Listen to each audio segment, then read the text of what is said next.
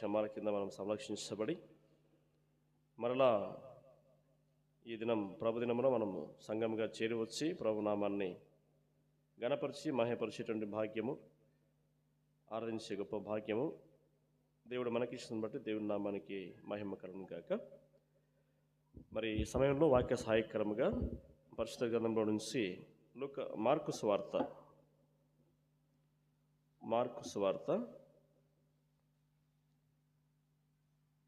మొదటి అధ్యాయము. మార్కు సువార్త మొదటి అధ్యాయము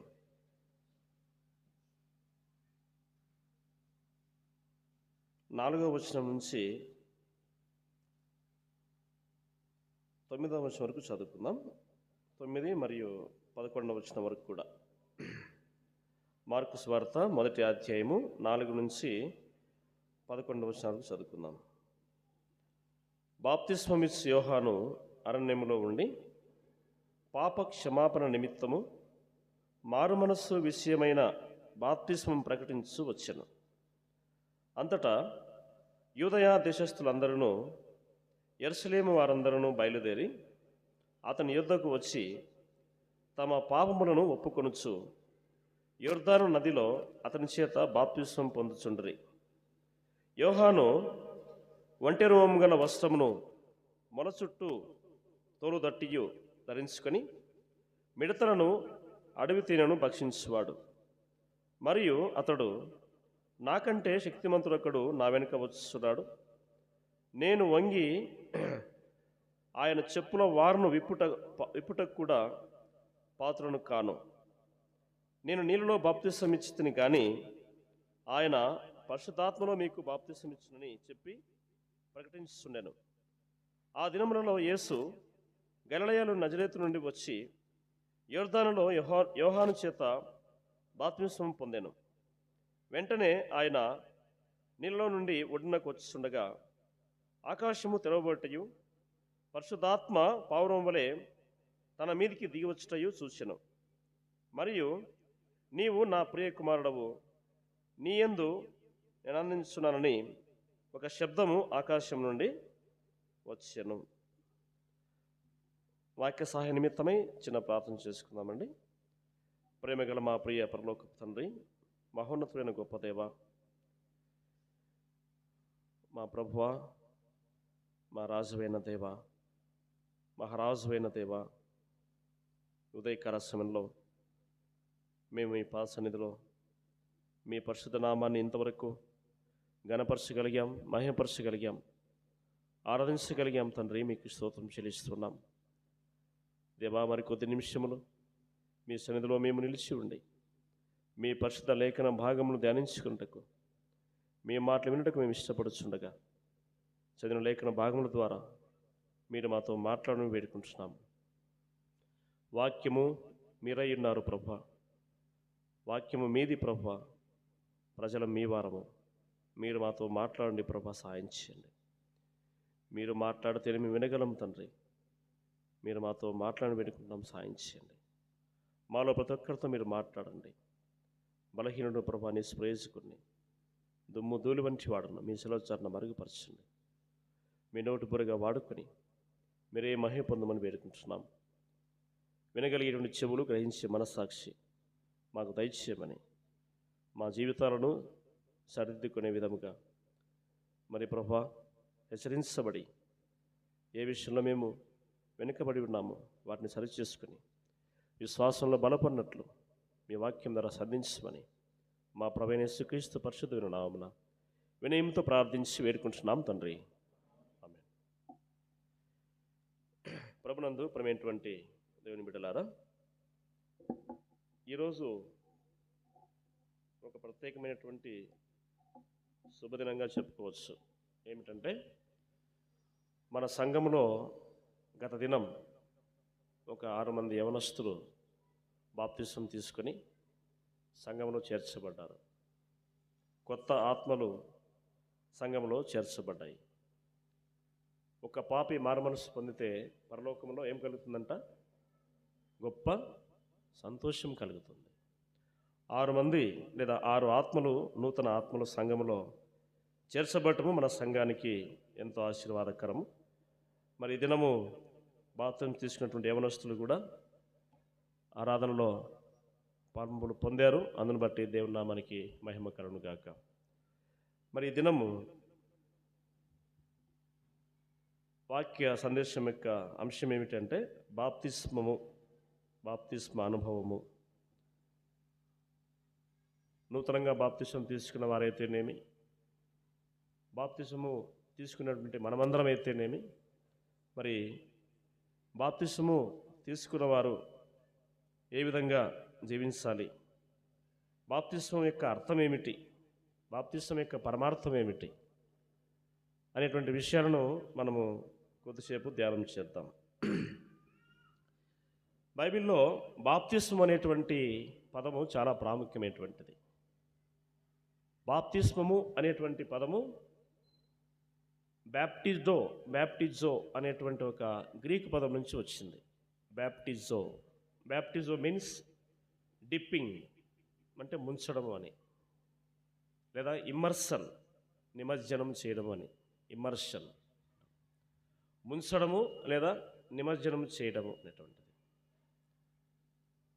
అది బాప్తిసం యొక్క లిటరల్ మీనింగ్ అన్నమాట. అది అయితే బాప్తిసం యొక్క ఆత్మీయ అర్థం అనేటువంటిది చాలా ప్రాముఖ్యమైనటువంటిది. బాప్తిసం అనేటువంటిది ఎవరికి ఇస్తారు? బాప్తిసము బైబిల్లో మొట్టమొదటిసారిగా ఎక్కడెక్కడ ప్రస్తావించబడింది అనేటువంటి విషయాలను మనము ఒకసారి ఈరోజు ధ్యానం చేద్దాం.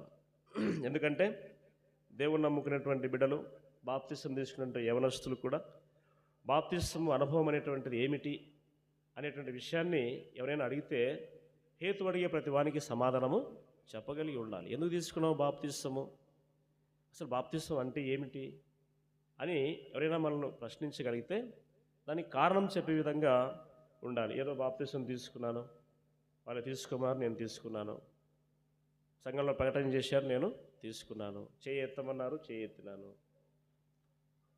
బాప్తిసానికి రమ్మన్నారు, బాప్తిసం తీసుకున్నాను అనేటువంటిది కాకుండా బాప్తిసము ఎందుకు తీసుకున్నాము, బాప్తిసం యొక్క అర్థం ఏమిటి, పరమార్థం ఏమిటి అనేటువంటి విషయాలను మనం తెలుసుకుంటే ఇతరులకు మనము చెప్పడానికి వీలుగా ఉంటుంది. సరే, ఇక్కడ చదివినటువంటి వాక్యం భాగాన్ని కంటే ముందు ఈ బాప్తిసము ఎక్కడెక్కడ ప్రస్తావించబడింది బైబిల్లో ముందుగానే చూస్తే, బాప్తిసం యొక్క అర్థం ఏమిటి అంటే బాప్తిసంలో 3 అంశాలు ఉంటాయి. 3 అంశాలు. ఒకటి ఇక్కడ చదివినటువంటి వాక్య భాగం నుంచి మీకు చెప్తాను నేను. చూడండి, మార్కు సువార్త 1వ అధ్యాయంలో మనం చదువుకున్నాం 4వ వచనంలో. బాప్తిసమిచ్చి యోహాను అరణ్యములో ఉండి పాపక్షమాపణ నిమిత్తము మారు మనసు విషయమైన బాప్తిస్మము. ఇక్కడ కొన్ని పదాలు మనకు కనిపిస్తూ ఉన్నాయి. బాప్తిసం అనేటువంటి స్టెప్ కంటే ముందు 2 పదాలు మనకు కనిపిస్తూ ఉన్నాయి.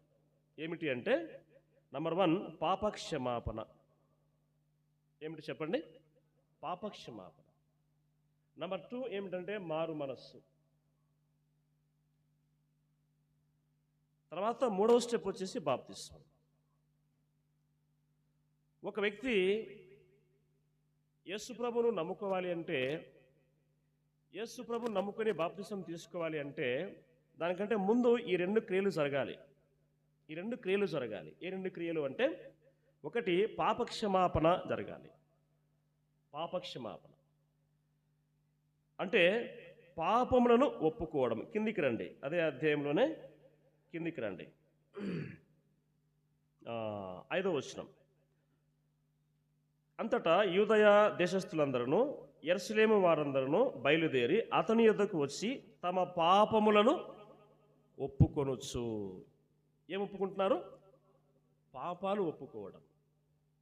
బాప్తిస్మానికంటే ముందు హృదయంలో జరగవలసిన కార్యం ఏమిటి అంటే పాపాలు ఒప్పుకోవడం, పాపాలకు క్షమాపణ పొందడం, పాపక్షమాపణ అనుభవం కలిగి ఉండడం. పాపక్షమాపణ అనుభవం కలిగిన తర్వాత ఎప్పుడైతే పాపాలు ఒప్పుకుంటావో, ఎప్పుడైతే దేవుని దగ్గర పాప జీవితాన్ని ఒప్పుకుంటావో, నీకు ఏం కలుగుతుంది అంటే మారు మనసు కలుగుతుంది. ఏం కలుగుతుంది?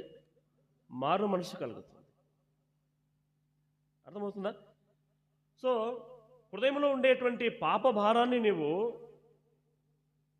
నీ పాపాలను ప్రభు పాదాల దగ్గర ఒప్పుకుంటే నీ హృదయం తేలికైపోతుంది.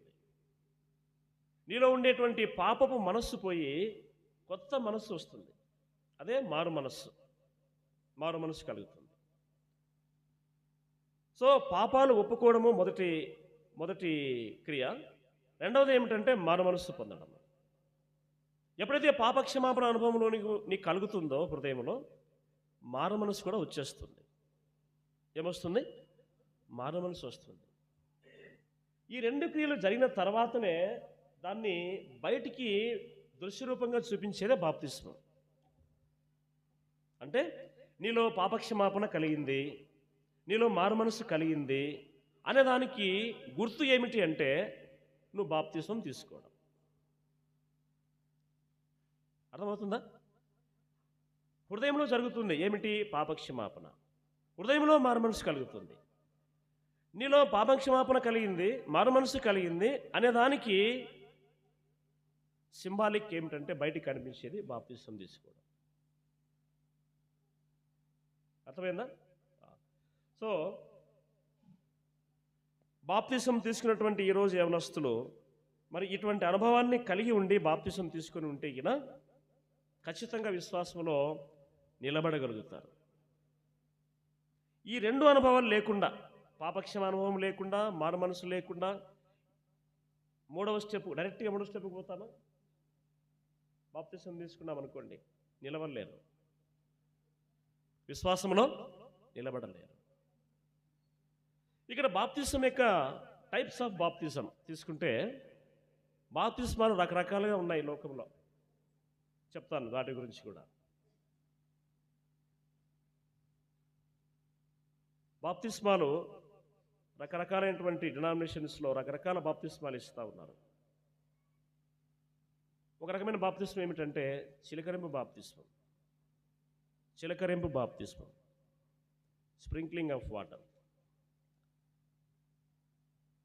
చిన్నపిల్లలప్పుడే పాస్టర్ దగ్గరికి తీసుకుని వెళ్ళి తల మీద నీళ్లు చిలకరిస్తారు అన్నమాట. ఎప్పుడు తీసుకున్నా బాప్తిస్మం? నేను ఎప్పుడో చిన్నప్పుడే తీసుకున్నా అంటుంటారు. చిన్నప్పుడే బాప్తిస్మం తీసుకున్నా అంటుంటారు. బాప్తిస్మము అర్థం చెప్పాను మీకు. బాప్తిస్మం అర్థం ఏమిటి అంటే పాపక్షమాపణ జరగాలి, మారు మనస్సు జరగాలి. చిన్నపిల్లలకి ఏమన్నా తెలుసునా? చిన్నపిల్లలకు పాపక్షమాపణ తెలుసునా? మారు మనస్సు తెలుసునా? మరి ఈ చిలకరింపు బాప్తిస్మం చెల్లుతుందా? చెల్లదు. తెలుసుకోవాలి. తర్వాత రెండవ బాప్తిస్మం ఏమిటంటే కొన్ని సంఘాలు ఇక్కడ లేదు కానీ జెండా బాప్తిస్మం అనేది. జెండా బాప్తిస్మం ఈ ఫ్యాన్ జెండా బాప్తిస్మం ఈ ఫ్యాన్. జెండా బాప్తిస్మం అంటే ఏంటంటే ఒక చోట మీటింగ్ పెడతారంట. ఒక చోట మీటింగ్ పెట్టి ఆ మీటింగ్ అయిపోయిన తర్వాత ఎవరైతే మీరు రక్షణ పొందాలనుకుంటున్నారో వాళ్ళందరూ కూడా ఈ జెండా కిందికి రండి. విన్నారా ఇది ఎప్పుడన్నా జెండా బాప్తిస్మం అని? మన ఏరియాలో లేదు, తెలుగు రాష్ట్రాల్లో కొన్ని చోట్ల ఉంది. ఇది పెద్ద మీటింగ్ పెట్టేది, ఓపెన్ మీటింగ్ పెట్టేది. ఎవరైతే రక్షణ పొందాలనుకుంటున్నారో, యేసు ప్రభువుని నమ్ముకోవాలనుకుంటున్నారో వాళ్ళందరూ ఈ జెండా కిందికి వస్తే మీరు బాప్తిస్మం తీసుకున్నట్టే. ఎక్కడన్నా ఉందా బైబిల్లో ఇది? జెండా కిందకి పరిగెత్తుకుంటూ పోతారు అన్నమాట. మీరందరూ బాప్తిస్మం తీసుకున్నారని చెప్పేస్తారు. డిక్లరేషన్. జెండా బాప్తిస్మం. ఇట్లా లోకంలో సిద్ధాంతపరమైనటువంటి బాప్తిస్మాలు రకరకాలుగా ఇస్తున్నారు, కానీ వాక్యానుసారమైనటువంటి బాప్తిస్మం ఏమిటి అనేది మీకు చెప్తాను. వాక్యానుసారమైనటువంటి బాప్తిస్మము విధానం ఏమిటని మీకు చెప్తాను. అయితే మన వాక్య సత్యాన్ని తెలుసుకున్నారన్నమాట. అందుకే ఈ విషయాన్ని మీకు చెప్తా ఉన్నాను. సరే, ఇంకా బైబిల్లో బాప్తిస్మం గురించి దేవుడు ఎక్కడెక్కడ ప్రస్తావించాడంటే ఇప్పుడు మీకు అందరికీ అర్థమయ్యేట్టుగా చెప్తున్నాను. పాపము దేనితో పోల్చబడింది బైబిల్లో? చీకటితో పోల్చబడింది. దేనితో పోల్చబడింది? చీకటితో. ఒకప్పుడు మనము చీకటి అయి ఉంటిమి, ఇప్పుడైతే వెలుగై ఉన్నామని చూస్తాం మనం. మొదటి పేతురు పత్రికలో చీకటి. ఇప్పుడు బాప్తిసం తీసుకున్న వాళ్ళ హృదయంలో బయటికి పాపం వెళ్ళిపోయింది, అంతేనా? అంటే లోపల చీకటి వెళ్ళిపోయింది. ఇప్పుడు వెలుగైనటువంటి ప్రభు లోపల ఉన్నాడు, అంతేనా కదా? పాపం అనేటువంటి చీకటి పారద్రోలబడింది, వెలుగైనటువంటి ప్రభు హృదయంలో ఉన్నాడు. క్రీస్తు యేసునికి బాప్తిసం పొందిన మీరందరూ క్రీస్తును ధరించుకొని ఉన్నారు. సో ఇప్పుడు వెలుగు సంబంధంగా మార్చబడ్డారు. అంటే ఆదికాండం చూడండి, మొదటి అధ్యాయం. మీకు అర్థమవుతుంది బాగా. ఆదికాండం మొదటి అధ్యాయము, మొదటి అధ్యాయము 4వ వచనం చూడండి. 4వ వచనం చదవండి ఎవరైనా. వెలుగు మంచిదైనట్టు దేవుడు సూచను, దేవుడు వెలుగును చీకటిని చాలు. దేవుడు ఏం చేశాడంట? వెలుగును చీకటిని వేరుపరిచాడు. దేవుడు వెలుగును చీకటిని వేరుపరిచాడు. చీకటి పాపంతో పోల్చబడని చెప్పాను. ఇప్పుడు మన హృదయంలో ఉండేటువంటి పాపం అనేటువంటి చీకటి వేరు చేయబడింది, వెలుగు సంబంధాలుగా మార్చబడ్డాను. Light is separated from the darkness. బాప్తిసం తీసుకున్నటువంటి వ్యక్తి హృదయంలో నుంచి పాపం అనే చీకటి బయటికి వెళ్ళిపోయింది. వెలుగైనటువంటి ప్రభువు ఇప్పుడు హృదయంలో నివసిస్తూ ఉన్నాడు. ఇప్పుడు బాప్తిసం తీసుకున్న వారందరి హృదయాల్లో, కొత్త వాళ్ళే కాదు, మనందరి హృదయాల్లో కూడా మనము వెలుగైన ప్రభువును మనం కలిగి ఉన్నాం. వెలుగైనటువంటి ప్రభువు మన హృదయంలో ఉన్నాడు. అంటే బాప్తిసం యొక్క ఇండికేషను, ఛాయ ఆదికాండంలోనే దేవుడు మనకు ఒక సూచనప్రాయంగా తెలియజేసినాడు. అంటే యేసుక్రీస్తు ప్రభువు లోకానికి వెలుగుగా రాబోతూ ఉన్నాడు. యోహాను సువార్త తీయండి. యోహాను సువార్త మొదటి అధ్యాయం.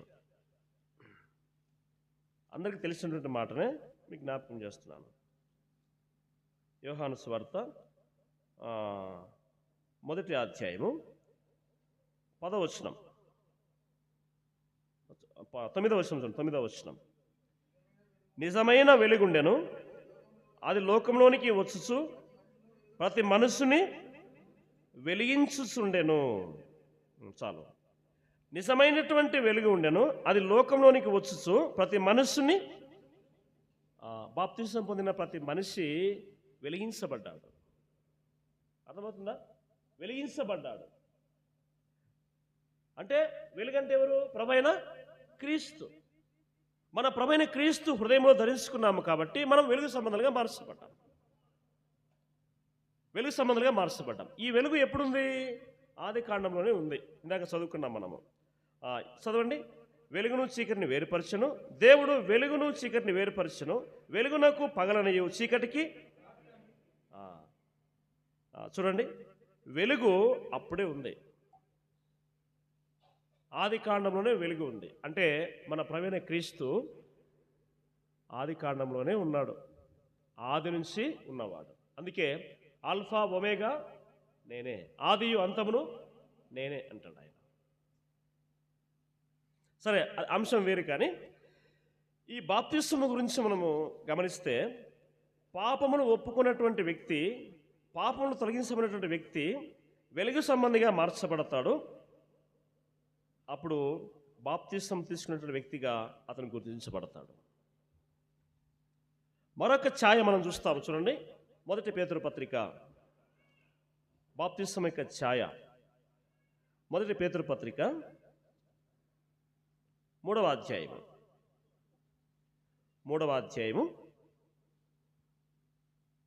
19 నుంచి చదవండి. 19, 20, 21. దేవుని దీర్ఘశాంతము ఇంకా కనిపెడుచుండినప్పుడు పూర్వము నోహ దినములలో ఓడ సిద్ధపరచబడుచుండగా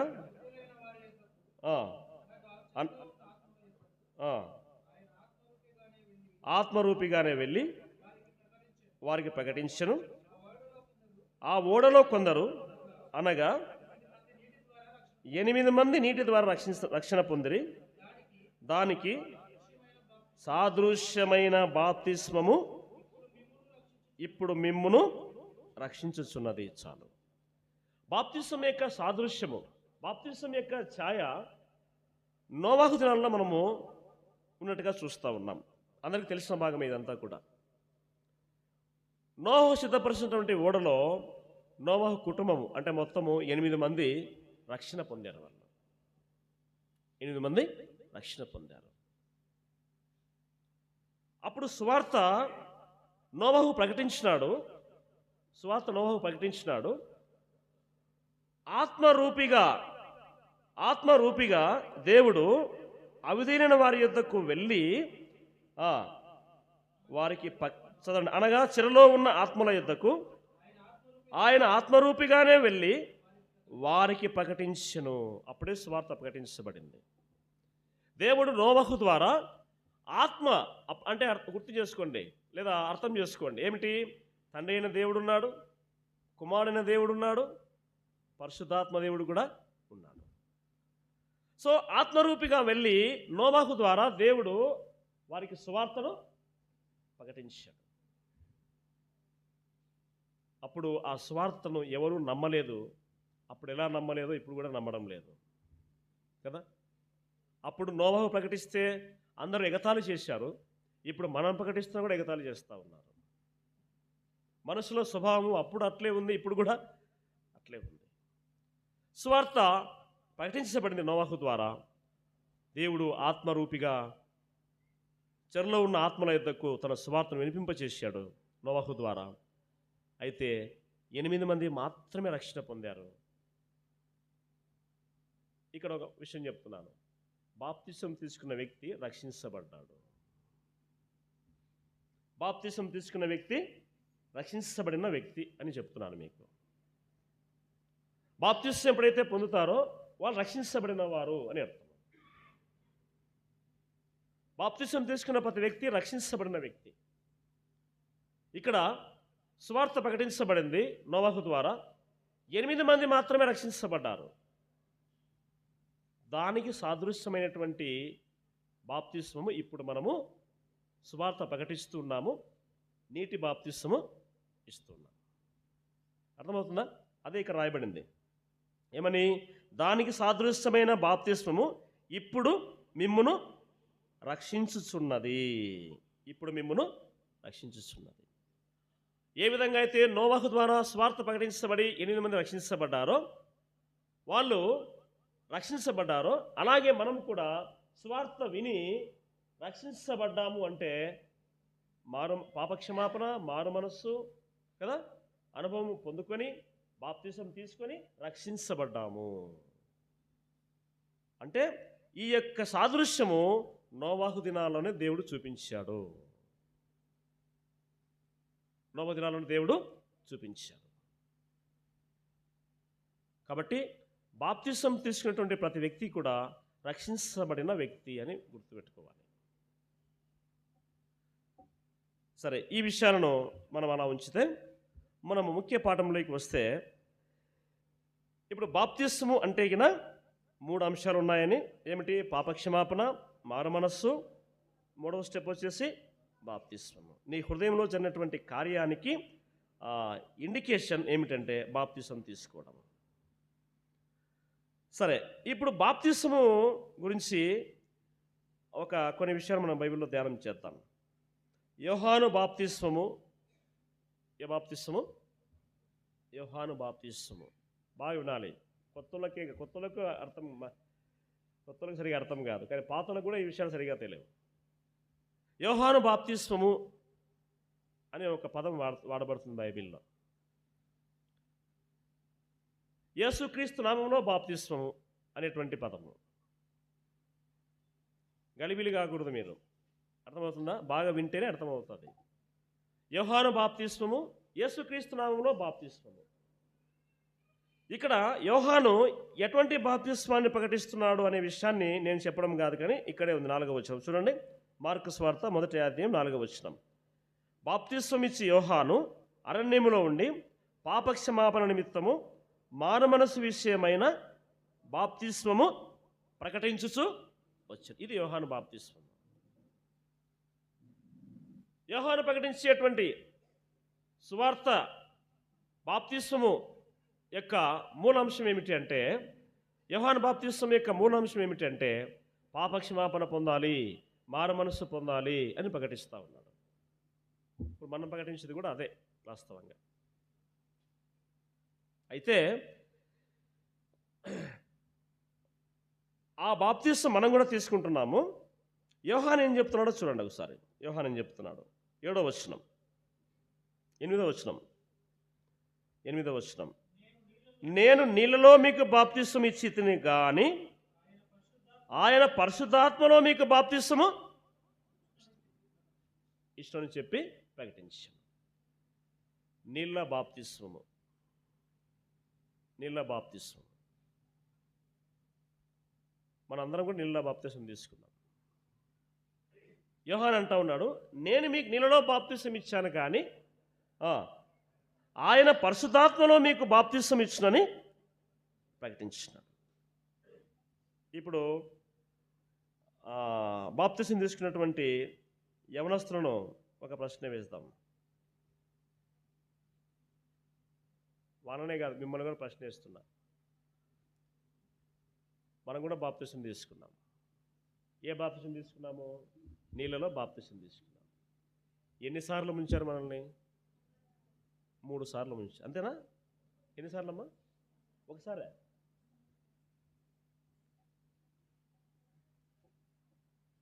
ఏమన్నా? సరే, మత్తయి సువార్త చూడండి. మత్తయి సువార్త 28వ అధ్యాయం, 28వ అధ్యాయము, 28వ అధ్యాయము 19వ వచనం. కాబట్టి మీరు వెళ్ళి సమస్త జనులను శిష్యులనుగా చేయుడి, తండ్రి యొక్కయు కుమారుని యొక్కయు పరిశుద్ధాత్మ యొక్కయు నామములోనికి వారికి బాప్తిస్మీయుడి.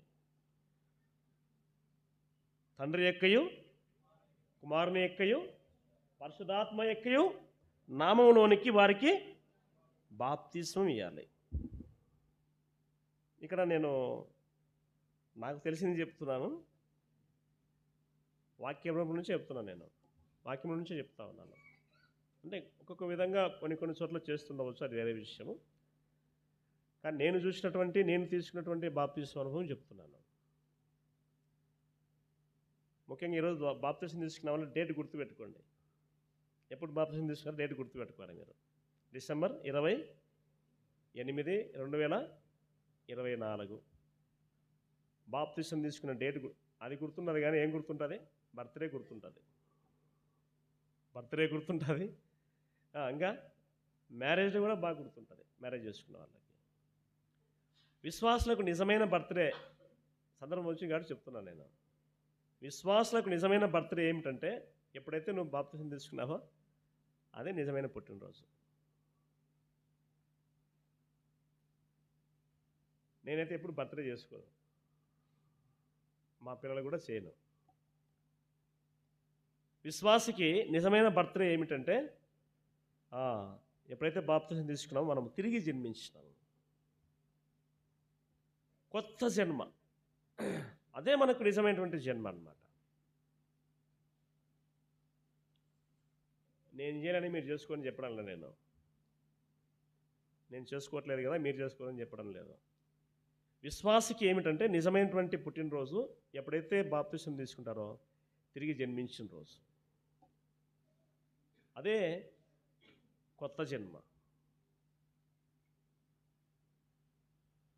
బైబిల్లో రాసి పెట్టుకోండి, ఏమిటి మీ యొక్క బాప్తిస్మం తీసుకునే డేట్ రాసి పెట్టుకోండి.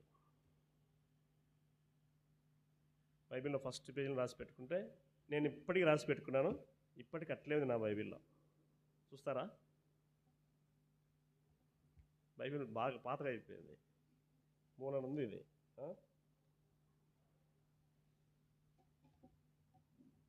30 ఏళ్ళు అయింది కరెక్ట్గా. ఈ బైబిల్ తీసుకుని కూడా 30 ఏళ్ళు అయింది. బాప్తిసం తీసుకున్న రోజు తీసుకున్న బైబిల్ నేను ఇది. నమ్ముతారా మీరు? బాప్తిసం తీసుకున్న రోజు మే 7వ తారీఖు 1995. ఇంటర్మీడియట్ ఫస్ట్ ఇయర్ నేను చదువుతుంటప్పుడు, ఇంటర్ ఫస్ట్ ఇయర్. ఆత్మకూరు దగ్గర సెల్లిమెల్ల అనే గ్రామంలో మహాసభలో నేను బాప్తిసం తీసుకున్నాను. ఆ రోజు అక్కడే బైబిల్ కొనుక్కున్నాను. ఆ బైబిల్ ఇప్పటికీ అట్లే ఉంది. ఎన్ని ఊర్లు మారినా, ఎన్ని ఇండ్లు మారినా బైబిల్ మాత్రం మారలేదు. సరే, ఇక్కడ తండ్రి, కుమార, పరిశుద్ధాత్మ నామంలోనికి వారికి బాప్తిసం ఇవ్వండి అని ఉంది. నేను తీసుకున్న బాప్తిసం ఏంటంటే, తండ్రి ఒకసారి ముంచుతారు తండ్రి నామములో, కుమారుని నామములో, పరిశుద్ధాత్మ నామం 3 సార్లు ముంచిన తర్వాతనే తండ్రి, కుమార, పరిశుద్ధాత్మ నామములో మీకు బాప్తిసము ఇచ్చుచున్నాము అని నేను తీసుకున్న బాప్తిసం. అయిపోయిన తర్వాత 3వసారి లేచిన తర్వాత తల మీద చేతులుంచి సేవకులు ప్రార్థన చేస్తారు. ప్రార్థన చివరిలో వాళ్ళు చెప్పే మాట ఏమిటంటే, తండ్రి, కుమార, పరిశుద్ధాత్మ నామంలో నీకు బాప్తిసము ఇచ్చి ఉన్నాము అని. ఇది యేసుప్రభు చెప్పిన మాట. మత్తయి సువార్త 28వ అధ్యాయంలో యేసుప్రభు చెప్పిన మాట. మీరు వెళ్ళి సమస్త జనులను శిష్యులనుగా చేయండి, తండ్రి యొక్కయు, కుమారుని యొక్కయు, పరిశుద్ధాత్మయు నామములోనికి వారికి బాప్తిసము ఇవ్వండి. సరే, ఇక్కడ యోహాను బాప్తిస్మము, యేసుక్రీస్తు బాప్తిస్మము అనేటువంటి పదాలు మనకు బైబిల్లో కనిపిస్తాయి అన్నమాట. అందుకే మీకు ఈ విషయాలు చెప్తా ఉన్నాను. చూడండి, అపోస్తుల కార్యములు చూడండి. అపోస్తుల కార్యములు దీని యొక్క వేరియేషన్ మనకు అక్కడ ఎందుకు చెప్తున్నా ఈ విషయాన్ని మీకు తెలుస్తుంది అన్నమాట. 19వ అధ్యాయం మొదటి 3వ వచనం, 4వ వచనం చదవండి, 4-5 వరకు కూడా. మొదటి నుంచి 19వ అధ్యాయం, అపోస్తుల కార్యంలో 19వ అధ్యాయం మొదటి నుంచి 5 వచనాలు.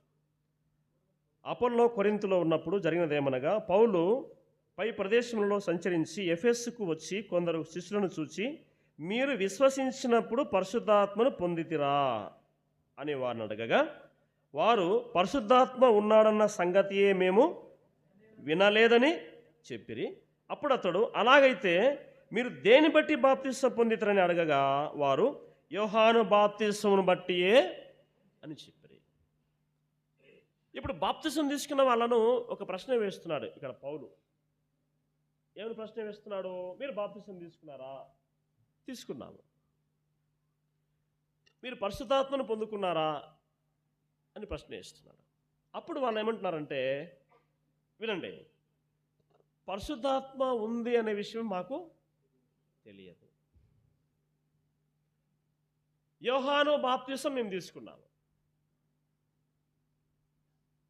అందుకే మీరు ఎవరైనా అడిగితే చెప్పగలగాల మీరు. మేము యోహాను బాప్తిసం తీసుకున్నాము కానీ పరిశుద్ధాత్మ ఉంది అనే విషయం మాకు తెలియదని అంటున్నారు వీళ్ళు. యోహాను బాప్తిసం ఏమిటి చెప్పాను మీకు ఇందాక. యోహాను ఏమని ప్రకటిస్తున్నాడు? పాపక్షమాపణ, మారు మనస్సు గూర్చిన బాప్తిస్మం. పాపక్షమాపణ, మారు మనసును గూర్చిన బాప్తిస్మము. ఇదే విన్నారు వాళ్ళు. పాపాలు ఒప్పుకోవాలి, మారు మనసు పొందాలి, బాప్తిస్మము తీసుకోవాలి. ఇదే ప్రకటించాడు మాకు యోహాను. ఆ బాప్తిస్మే తీసుకున్నాం మేము. ఇంకా పరిశుద్ధాత్మ ఉందనే విషయం మాకు తెలియదే అని అంటున్నారు వీళ్ళు. ఇప్పుడు మీరు కూడా ఏ బాప్తిసం తీసుకున్నారు? యవనస్తులు ఇదే బాప్తిసం తీసుకున్నారు. ఏ బాప్తిసము? పాపక్షమాపణ, మారు మనసు పొందినాము, బాప్తిసము తీసుకున్నాం. ఏ బాప్తిసము? నీళ్ళ బాప్తిసం తీసుకున్నాం. యోహాను ఏమన్నా, నేను నీళ్ళలో నీకు బాప్తిసము ఇస్తున్నానని చెప్పి యోహాను చెప్పాడు. నీళ్ళ బాప్తిసం తీసుకున్నాం. మరి పరిశుద్ధాత్మను పొందుకున్నారా అని పౌలు అడుగుతా ఉన్నాడు. నేను అడగడం కాదు, ఎవరు అడుగుతున్నారు? పౌలు అడుగుతున్నారు. మీరు పరిశుద్ధాత్మను పొందుకున్నారా అని అడుగుతున్నారు. వాళ్ళు ఏమంటున్నారు? పరిశుద్ధాత్మ ఉంది అనే విషయం మాకు తెలియదే అంటున్నారు. 3వ వచనం, అప్పుడు అతడు, అలాగైతే మీరు దేన్ని బట్టి బాప్తిసం పొందితరని అడగగా వారు, యోహాను బాప్తిసం బట్టి అని చెప్పి, అందుకు పౌలు, యోహాను తన వెనుక వచ్చుచున్నవాని యందు అనగా యేసునందు విశ్వాసం ఉంచవలని ప్రజలతో చెప్పుచు మారు మనసు విషయమైన బాప్తిసం ఇచ్చనని చెప్పాను. వారు ఆ మాటలు విని ప్రభువైన యేసు నామమున బాప్తిస్మము పొందిరి.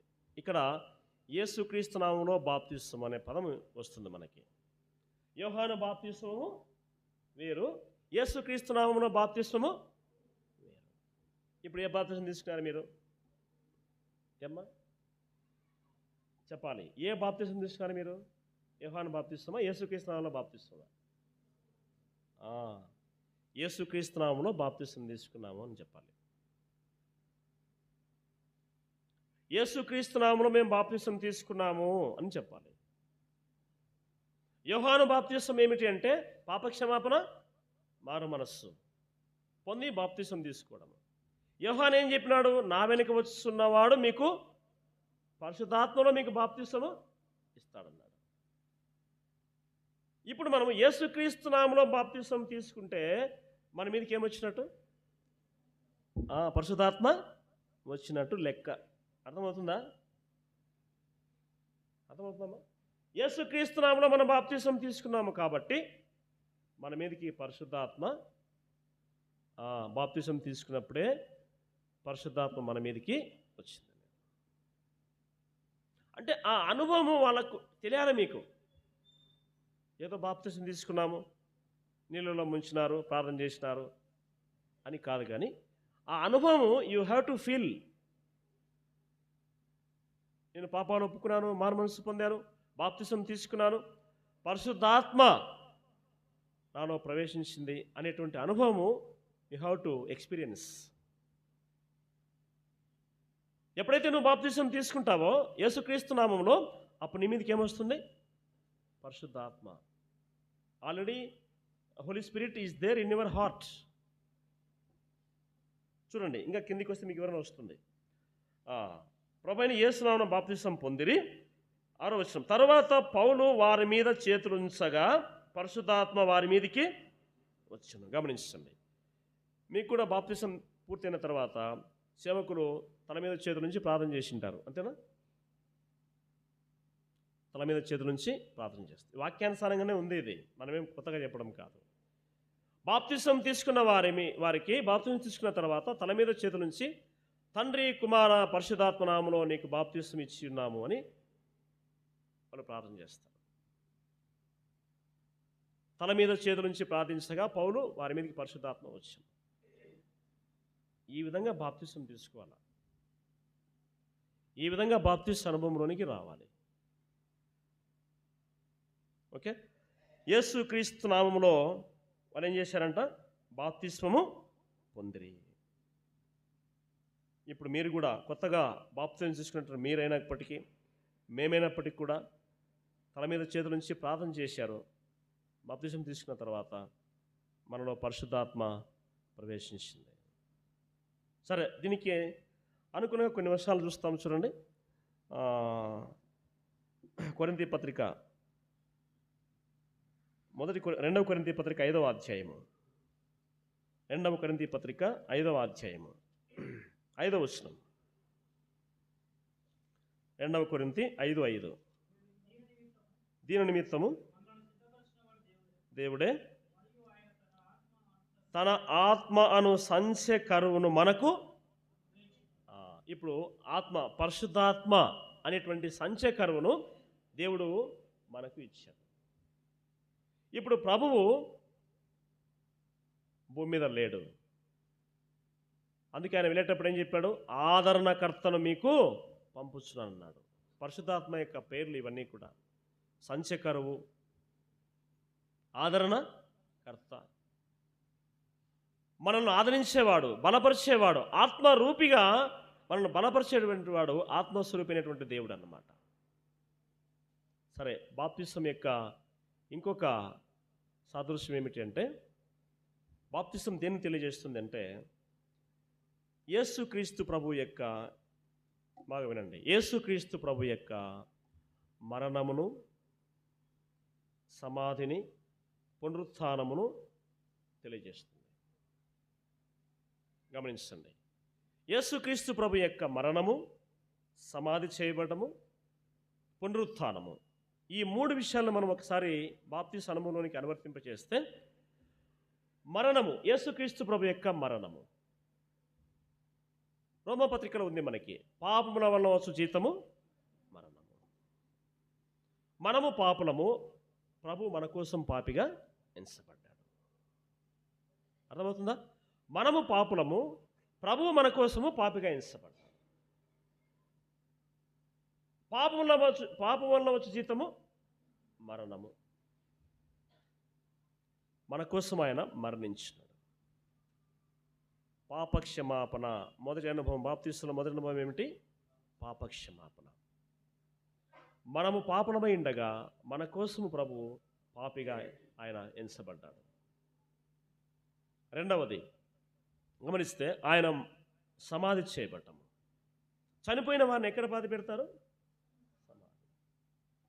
ఇప్పుడు మనం నీటిలో 3 సార్లు లేదా ఒకసారి ముంచితే మన పాత జీవితము, పాప జీవితము ఏమైంది? పాతి పెట్టబడింది. ఏ విధంగా అయితే మరణించిన ప్రభువు దేహము సమాధిలో పెట్టబడిందో, అలాగే మన యొక్క పాప జీవితము అదిగో పాతి పెట్టబడింది. మీరు పాపముల చేతను, అపరాధముల చేతను చచ్చిన వారై ఉండగా, మనము పాపముల చేత, అపరాధముల చేత చచ్చిన వారు. దాని కంటిన్యూషన్ ఏమిటి? చచ్చిన వారై ఉండగా క్రీస్తుతో కూడా మిమ్మును లేపెను. క్రీస్తుతో కూడా మిమ్మును. మూడవది పునరుత్థానము. యేసుక్రీస్తు ప్రభు మరణాన్ని జయించి ఏ విధంగా తిరిగి లేచాడో, అలాగే మనల్ని కూడా ఆయన పాత జీవితాన్ని మనం పాతిపెట్టి ప్రభులో కొత్త జీవితాన్ని మనము ప్రారంభిస్తున్నాం. ప్రభులో కొత్త జీవితాన్ని మనం ప్రారంభిస్తున్నాం. అంటే బాప్తిసం అనేటువంటిది కొత్త జీవితానికి సాదృశ్యం. రోమాపత్రిక 8వ అధ్యాయం చూడండి. రోమాపత్రిక 8వ అధ్యాయము. క్షమించండి, ఒక 10 నిమిషాలు ఎక్స్ట్రా ఇవ్వాలి ఈరోజు. రోమాపత్రిక 8వ అధ్యాయము మొదటి వచనం. కాబట్టి ఇప్పుడు క్రీస్తు యేసునందున్న వారికి ఏ శిక్షావిధి లేదు. ఇప్పుడు క్రీస్తు యేసునందున్నారు. బాప్తిసం తీసుకున్న వారందరూ ఎవరిలో ఉన్నారు? క్రీస్తు యేసునందున్నారు. కాబట్టి వారికి ఏ శిక్షావిధి కూడా లేదు. ఎవరైతే బాప్తిసం తీసుకుంటారో, రక్షించబడతారో, బాప్తిసం తీసుకున్న ప్రతి వ్యక్తి రక్షించబడిన వ్యక్తి. రక్షించబడిన వ్యక్తికి, క్రీస్తులో ఉన్నటువంటి వ్యక్తికి ఇప్పుడు ఏ శిక్షావిధి కూడా లేదు. శిక్ష కొట్టివేయబడుతుందని చూస్తున్నాం. శిక్ష కొట్టివేయబడుతుంది. మరి ఏ విధంగా అయితే పాత జీవితము పాతి పెట్టబడిందో, ఆ పాత జీవితాన్ని విడిచిపెట్టి ఇప్పుడు కొత్త జీవితం ప్రారంభించాలి. కొత్త జీవితము ప్రారంభించాలి. 2వ కొరింథీ పత్రిక చూడండి. 2వ కొరింథీ పత్రిక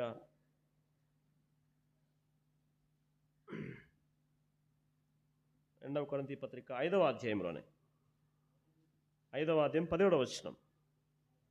2వ కొరింథీ 5:17. కాగా ఎవడైనను క్రీస్తునందున్న ఎడల, yes, he is a new creation who is in Jesus Christ. ఎవడైనను క్రీస్తునందున్న ఎడల వాడు నూతన సృష్టి. ఇప్పుడు మీరందరూ కూడా నూతన సృష్టి.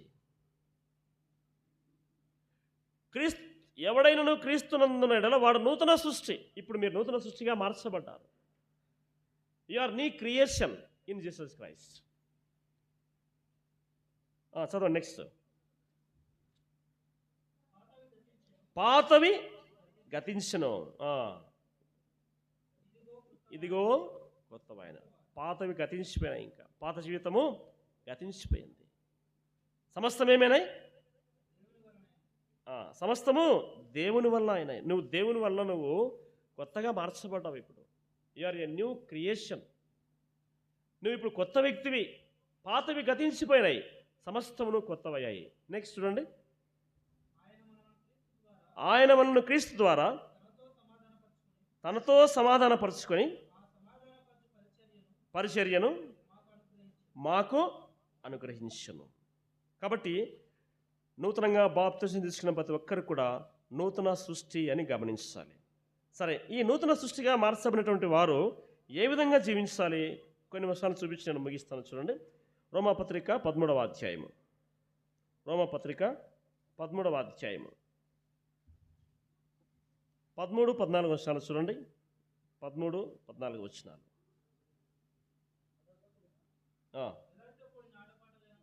13-14 వచనాలు చదవండి. అల్లరితో కూడిన ఆటపాట్లైనను మత్తైనను లేకయు, పోకిరి చేష్టలైనను లేకయు, కలహమైనను మత్సరమైనను లేకయు, పగటి యందు నడుచుకున్నట్టు మర్యాదగా నడుచుకోవాలి. ఎట్లా నడుచుకోవాలి? ఎట్లా నడుచుకోవాలమ్మా? మర్యాదగా నడుచుకోవాలి.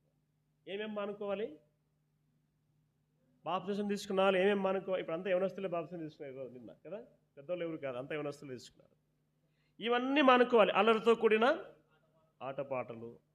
ఇన్నాళ్ళు okay, past is past, past is past, గతించిపోయింది. ఇప్పటి నుంచి అల్లరితో కూడిన ఆటపాటలు, మత్తైనను.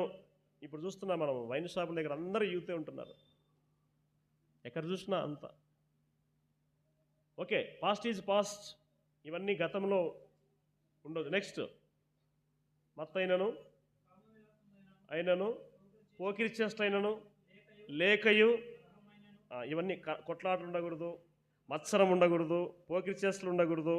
ఎట నడుచుకోవాలి అంటే, మేము పగటి వారము. ఎవరు మనం? ఇప్పుడు చీకటి సంబంధము కాదు, మనం పగటి వారము. ఇప్పుడు మనం వెలుగు సంబంధాలుగా మార్చబడ్డాం. పగటి వారము అని అనిపించుకోవాలంటే ఎలా నడుచుకోవాలి? మనము మర్యాదగా నడుచుకోవాలి. పగటి వారమైనట్టు చదవండి, నడుచుకున్నట్టు మర్యాదగా నడుచుకోవాలి. యేసుక్రీస్తును ధరించుకున్నారు కాబట్టి శరీరేచ్ఛను నెరవేర్చుకున్నటకు శరీర విషయమై ఆలోచన, ఇంకా శరీరం, don't think about your body requirement, body needs. శరీరేచ్ఛల గురించి నువ్వు ఇంకా ఆలోచన చేసుకోకూడదు. ఒకప్పుడు ఓకే జరిగిపోయింది, అయితే ఇప్పుడు ప్రభువును ధరించుకున్నాం, క్రీస్తుని ధరించుకున్నాం. శరీరేచ్ఛల గురించి నువ్వు ఆలోచన చేసుకోకూడదు. Don't think about. నీ శరీరేచ్ఛల గురించి ఆలోచన చేసుకోకూడదు. మనం పగటి వారము, పగటి వారమైనట్టు మనము మర్యాదగా నడుచుకోవాలి. అలా నడుచుకుంటేనే ఏమంటారు? వీడు బాప్తిసం తీసుకున్నారా అంటారు, ఈ అమ్మాయి బాప్తిసం తీసుకున్నారా అంటారు. అర్థమవుతుందా? అలా నడుచుకోకపోతే మనం తీసుకున్న బాప్తిస్మము వల్ల ప్రభువుకు మనం అవమానం చేసినట్టు అవుతాం. మిమ్మును బట్టి ఏ కదా నా నామము అన్యజనుల మధ్య దూషణ పాలవుతుంది అంటాడు. మిమ్మును బట్టి ఏ కదా నా నామము దూషణ పాలవుతుంది అన్యజనుల మధ్య అని అంటాడు. కాబట్టి ఇప్పుడు క్రీస్తును ధరించుకొని ఉన్నారు మీరు. శరీరేచ్ఛల గురించి ఇంకా ఆలోచన చేసుకోకూడదు. అల్లరి చేష్టలు, పోకిరి చేష్టలు, మత్తైనను, అల్లరైనను, జగడంలైన, వాదములైనను, కొట్లాట్లైన, ఇవన్నీ ఏమి ఉండకూడదు. ఇంకా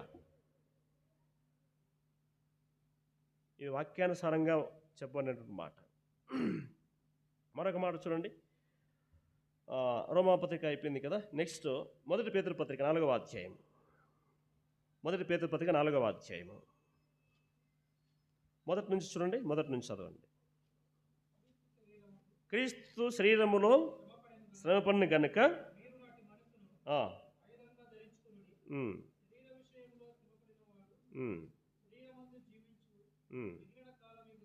మిగిలిన కాలము ఇక మీదట మనుజాశలను అనుసరించి మిగిలిన కాలము, remaining your part of life.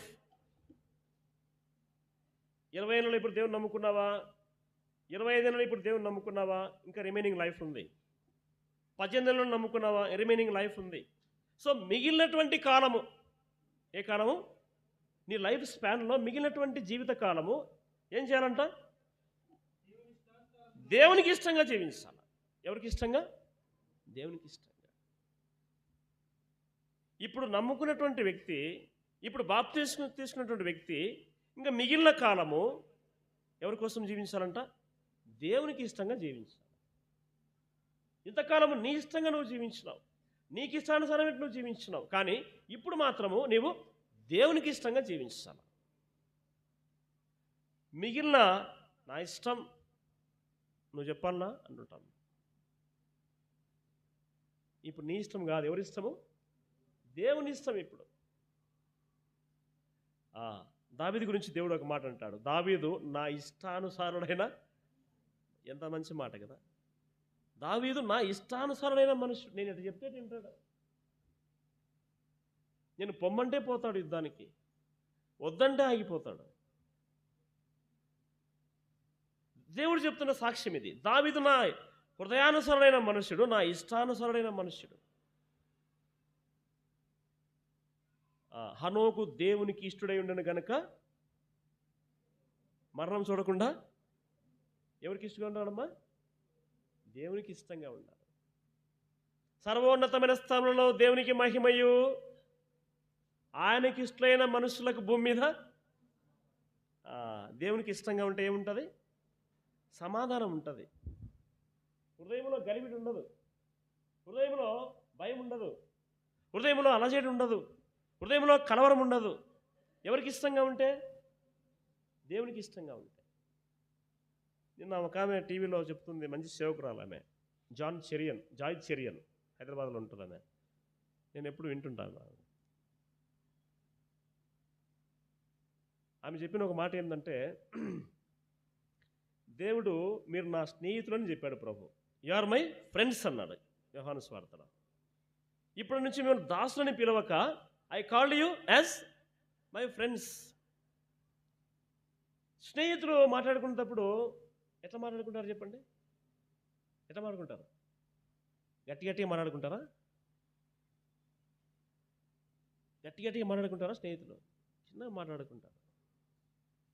అంటే వీడు ఏం చెప్తే వానికి అది అర్థమవుతుంది, వాడు ఏం చెప్తే నీకు అర్థమవుతుంది. గట్టి అరిచి చెప్పాలని అవసరంలే. అంటే మనిషి హృదయాలు దగ్గరగా ఉంటే మనుషులు దగ్గర కాదు. ఏం దగ్గర ఉండాలి? హృదయాలు దగ్గరగా ఉంటే, మనసులు దగ్గరగా ఉంటే నువ్వు ఎంత చిన్నగా చెప్పినా వినపడుతుంది, ఎంత చిన్నగా చెప్పినా వినపడుతుంది. నువ్వు గట్టిగా అరిచి దేవునికి చెప్పాలని అవసరంలే, గంటల ప్రసంగాలు చేయాల్సిన అవసరంలే, గంటల ప్రార్థన చేయాల్సిన అవసరంలే. నీవు దేవునికి ఇష్టడుగా ఉంటే నువ్వు చిన్నగా మాట్లాడితే కూడా దేవుడు వింటాడు, చిన్నగా చెప్తే కూడా దేవుడు వింటాడు. ఆమె చెప్తున్న మాట ఏంటంటే దాని అర్థం ఏమిటంటే, కొంతమంది గట్టిగా అరుస్తూ ఉంటారు, గట్టిగా అరిసి ప్రసంగాలు చేస్తూ ఉంటారు, గట్టిగా ఎక్కువసేపు ప్రార్థన చేస్తూ ఉంటారు, గంటలు ప్రార్థన చేస్తుంటారు. దేవుడు దగ్గరగా ఉన్నప్పుడు ఎందుకు అంత గట్టిగా అరసాలా? నీ మనసు దేవుని మనసు దగ్గరగా ఉన్నప్పుడు ఎందుకు నువ్వు అంత గట్టిగా అరసాలా?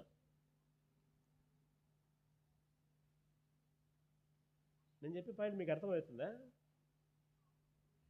నీకు ఆ వ్యక్తి దగ్గర వ్యక్తి అని అన్నప్పుడు నువ్వు ఎంత చిన్నగా మాట్లాడినా ఆయన వింటాడు. నీకు ఆయన తెలియదు అన్నప్పుడు నువ్వు గట్టిగా అరిచి చెప్పాల్సి వస్తుంది. నువ్వెవరో తెలియదు అన్నప్పుడు గట్టిగా అరిచి చెప్పాల్సి వస్తుంది.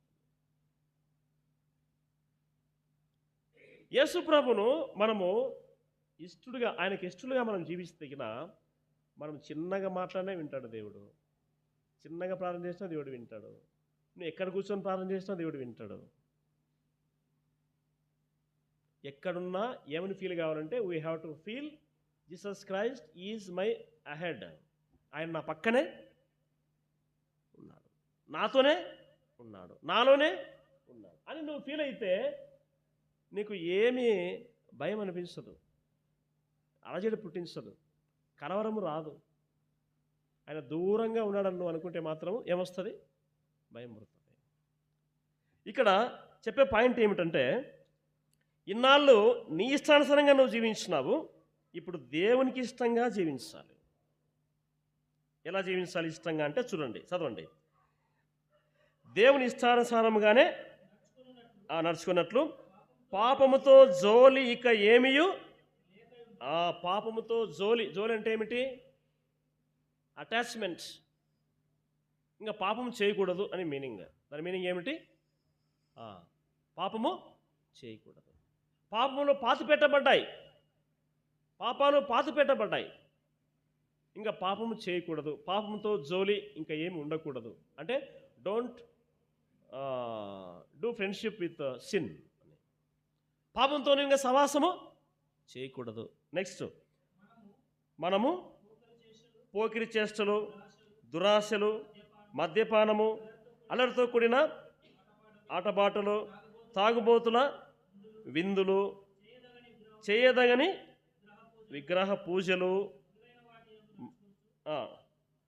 అన్యజనుల ఇష్టము నెరవేర్చుండుటకు గతించిన కాలమే చాలు. అన్యజనులు ఏం కోరుకుంటారు చెప్పండి? అన్యజనులు ఏం కోరుకుంటారు? మనం విశ్వాసము, మనకు అన్యజనులు బంధువులు ఉన్నారు, స్నేహితులు ఉన్నారు అనుకుందాం. వాళ్ళు విందులకు పిలుస్తారు, వినోదాలకు పిలుస్తారు, పూజలకు పిలుస్తారు కదా, పార్టీలకు పిలుస్తారు. అవన్నీ ఇంతకుముందు పోయినావేమో, ఇప్పుడు చాలు. ఇంతకుముందు వాటిలో అటెండ్ అయినావేమో, ఇప్పుడైతే పోవద్దు. ఇంతకుముందు వాటికి పోతున్నావేమో, ఇంతకుముందు అవి చేస్తున్నావేమో, ఇప్పుడైతే నువ్వు స్టాప్ చేయాలి. అల్లరితో కూడిన ఆటపాటలు, తాగుబోతుల విందులు, విగ్రహ పూజలు, ఇవన్నీ కూడా అన్యజనులు చేసేటువంటివి. ఇప్పుడు గతంలో నువ్వు ఒకవేళ చేసినావేమో, ఇప్పుడైతే అవి చేయడానికి గతించిన కాలమే చాలు. గతించిన కాలమే చాలు. పాస్ట్ ఈజ్ పాస్ట్ అంటుంటాం మనం. జరిగిపోయిందిరా, జరగబోయేది చూడు అంటుంటాం. సో ఇది కూడా అంతే, గతించిన కాలమే చాలు. ఇంకెప్పటి నుంచి నువ్వు నూతన సృష్టి. క్రీస్తు యేసునందున్న వారు ఇప్పుడు నూతన సృష్టి. కాబట్టి అవన్నీ విడిచిపెట్టి ఎవరికి ఇష్టంగా మనము జీవించాలి? దేవునికి ఇష్టంగా మనం జీవించినట్లే. కాబట్టి ఈ నూతనంగా బాప్తిసం తీసుకున్న వారేమి, మనమైతేనేమి, మనమందరం కూడా దేవునికి ఇష్టంగా జీవించాలి. దేవునికి ఇష్టంగా జీవిస్తే హృదయంలో నెమ్మది ఉంటుంది, సమాధానం ఉంటుంది.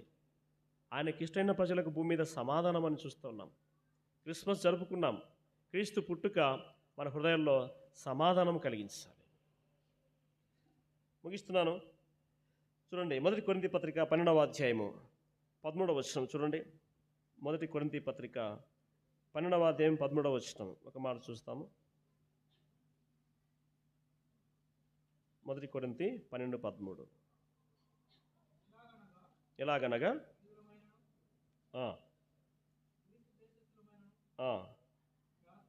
దాసులమైనను స్వతంత్రమైనను మనమందరము ఒక్క శరీరముగా ఉన్నటకు ఒక్క ఆత్మయందే బాప్తిస్మం తీసుకున్నాము. మనమందరం కూడా ఒక్క ఆత్మలోనే బాప్తిస్మం తీసుకున్నాము. మన ఊరు వేరు, మన పేరు వేరు, మన జాతి వేరు, మన కులము వేరు, మన భాష వేరు అయినప్పటికీ కూడా మనమందరం కూడా ఒక్క ఆత్మలోనే బాప్తిస్మము తీసుకున్నాము. ఒక్క ఆత్మలోనే బాప్తిస్మం తీసుకున్నాము. మనమందరము ఒక్క ఆత్మనే పానము చేసిన వారమైతే మేము చూస్తున్నాం. కాబట్టి ప్రియమైన వారులారా, మనమందరం కూడా ఒక్క ఆత్మలోనే బాప్తిసం తీసుకున్నాం. కాబట్టి మనమందరం ఒక్క శరీరముగా అమర్చబడ్డాము. సంఘం అనేటువంటి ఈ శరీరంలో మనమందరం కూడా అవయవాలుగా ఉన్నాం. మన యొక్క పాత్ర నెరవేర్చాలి. మనము ఏ బాధ్యత, ఏ పరిచర్య మనకు అప్పగించబడుతుందో దాన్ని ప్రభు మహిమ కొరకు మనము చేయవలసిన వారమై ఉంటున్నాం. మరి బాప్తిసం తీసుకున్న వారందరూ పరలోకానికి పోతారా? ఇది very big question, big debate అనమాట. ఇది తర్వాత మనం ఎప్పుడైనా ధ్యానం చేయవచ్చు. బాప్తిసం తీసుకున్న వాళ్ళందరూ పరలోకానికి పోతారా? ఒకసారి బాప్తిసం తీసుకుంటే చాలు, ఇంకా పరలోకానికి పోతాము అనేటువంటి ఇది వాక్యానుసారంగా మనం ఎలా తెలుసుకోవాలనే విషయాన్ని ప్రభుత్వమైతే మరొకసారి తెలుసుకుందాం. అయితే ఇంతటితో ముగిస్తున్నాను. బాప్తిసం తీసుకున్న వాళ్ళందరూ కూడా మరి గతించిన కాలమే చాలు, పాత జీవితాన్ని పాతిపెట్టి క్రీస్తులో నూతన సృష్టిగా మనం మార్చబడి ముందు కొనసాగినట్లయితే, ఆయనకి ఇష్టలుగా మనం జీవించినట్లయితే, మరి ప్రభు మధ్యాకాశంలో వచ్చినప్పుడు బలా నమ్మకమైన మంచి దాసుడా, బలా నమ్మకమైన మంచి దాసురాలని సాక్ష్యం పొంది